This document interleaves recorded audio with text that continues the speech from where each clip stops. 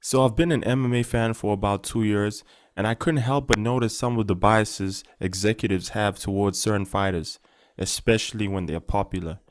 In the MMA community, we call this Dana White privilege, and today I'll be ranking the top 5 fighters who have the most of it. Number 5 is Sean O'Malley. I place him on this list because he got a title shot after beating one ranked opponent.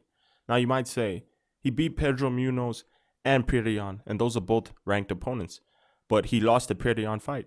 I'm a Sean O'Malley fan, and I've watched that fight over and over again. Sean O'Malley won the first round, and Petr Yan won the second and the third.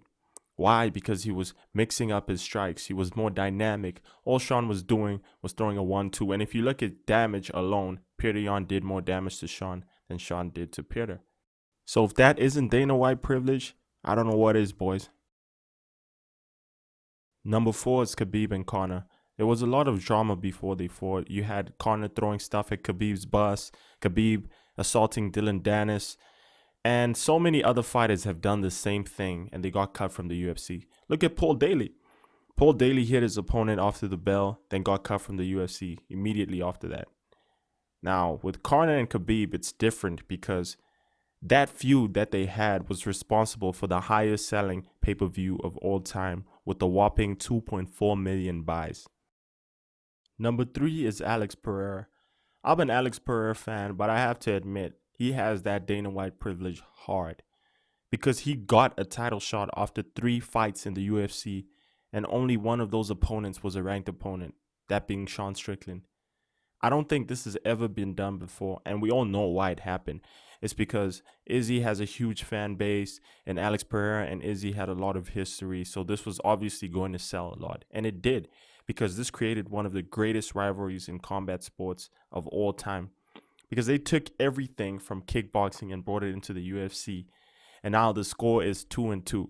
It's 2-2 if you're not biased, by the way. Number 2 is Michael Chandler. He might even deserve the number 1 spot because he got a title shot after one UFC fight. And he beat Dan Hooker, of all people. No disrespect to Dan Hooker, but if you're going to get a title fight after your first UFC fight, it has to be someone like Arman Tsarukyan, Mateusz Gamrot.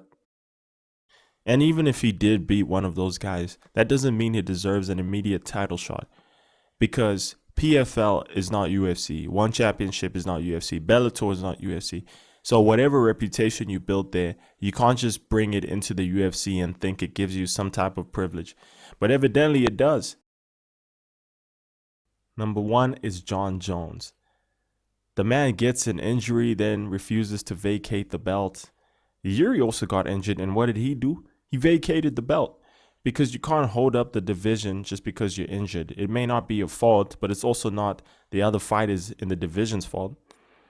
On top of that, he makes Aspinall defend the interim belt and chooses to fight a washed-up Stipe who hasn't won a fight in 4 years. Now, I understand that Jon Jones is not an executive, he's just a fighter, so he's not the one who makes the decisions. Dana is. And it's clear that Jon Jones has Dana White privilege. Why? Because it serves Dana's interest. It serves the organization's interest. He also had a physical altercation with DC, and he didn't pay the price for it.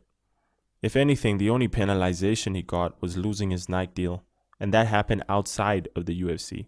But inside, he didn't have to suffer any consequences for it. Why?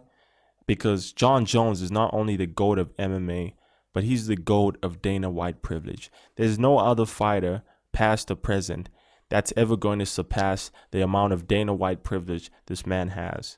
Jon Jones has so much Dana White privilege that he gets asked for reparations.